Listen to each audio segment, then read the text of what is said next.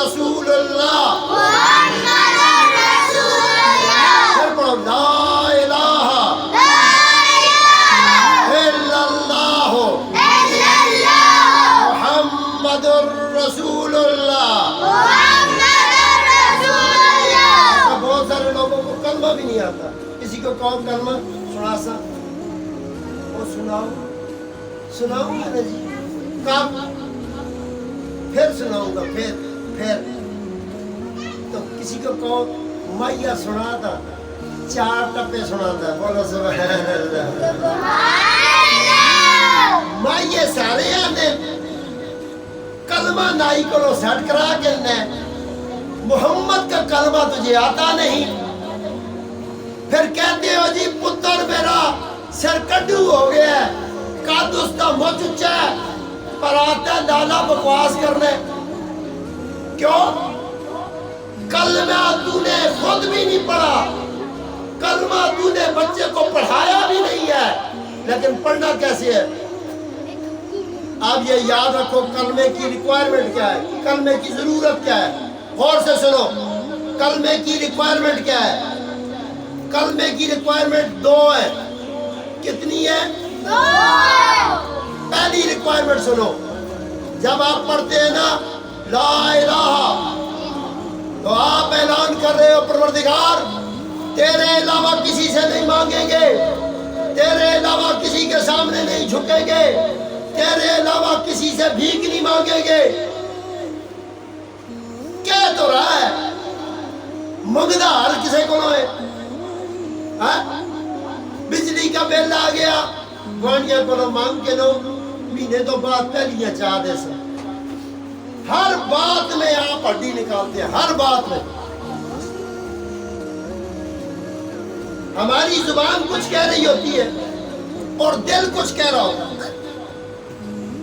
بچے کو بھیجتے ہیں جب گوانیوں کے گھر سے 3000 روپیہ پکڑ لاؤ, جب اگلے مہینے تنخواہ آئے گی ان کو کہو دے دیں گے, تو گھر والی کو کہہ رہا ہوتا ہے وہ کتوں دے دیں گے, اتنے پیسے تو ہے ہی نہیں, تھوڑے جو دے سا پھر لارا لا کے انساس. بولو سبحان اللہ.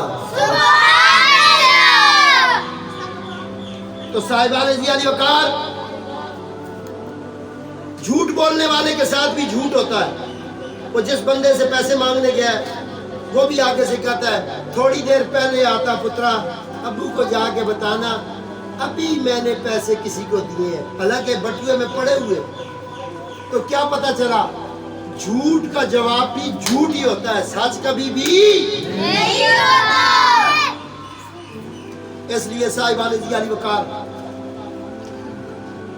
اپنی اولادوں کو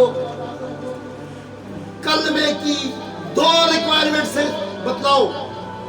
پہلی ریکوائرمنٹ یہ ہے کہ پکا توحیدی بن, پکا اللہ والا بن, پکا ایکٹر نہ بن. ہم اللہ کو اللہ ضرور مانتے ہیں پر گوانڈیاں کو اللہ مان کے آنے ہیں. اللہ ہم سبزی ہم جو ہوتی ہے پکانے والی اس کو اللہ کہتے ہیں. اللہ کو نہ سمجھ سکا تو گھر گھر کا بھکاری بن گیا, در در سے مانگنے والا بن گیا اور لوگوں کی طرف امیدیں لگائے بیٹھا ہے. وہ مجھے بچے دے گا, وہ میرے جادو ٹوڑے دور کرے گا, وہ میری پریشانیاں ختم کرے گا. لیکن سوچ تیری زندگی کا مقصد اگر تیری اپنی خوشی ہے, تیری اپنی چاہت ہے تو پھر تو کامیاب نہیں ہے. اپنی رضا کو پروردگار کی رضا پر قربان کر دے. کیا ہے پروردگار میری مرضی یہ ہے جو تیرے مصطفیٰ کی مرضی ہے, میری مرضی یہ ہے جو تیرے مصطفیٰ کی مرضی ہے. اس لیے صاحبان علی وقار اپنی اولادوں کو ترغیب دین کے لیے یہ 2 باتیں بتاؤ. پہلی شاید توحید, توحید پر نو کمپرومائز ہے, 1% کمپرومائز نہیں کریں گے ہم توحید پر. کوئی ہمیں کہے کہ فلاں بابا روٹی دینا ہے، بچے دینا ہے، فلاں بابا تو سمجھا پریشانیاں دور کرتا ہے۔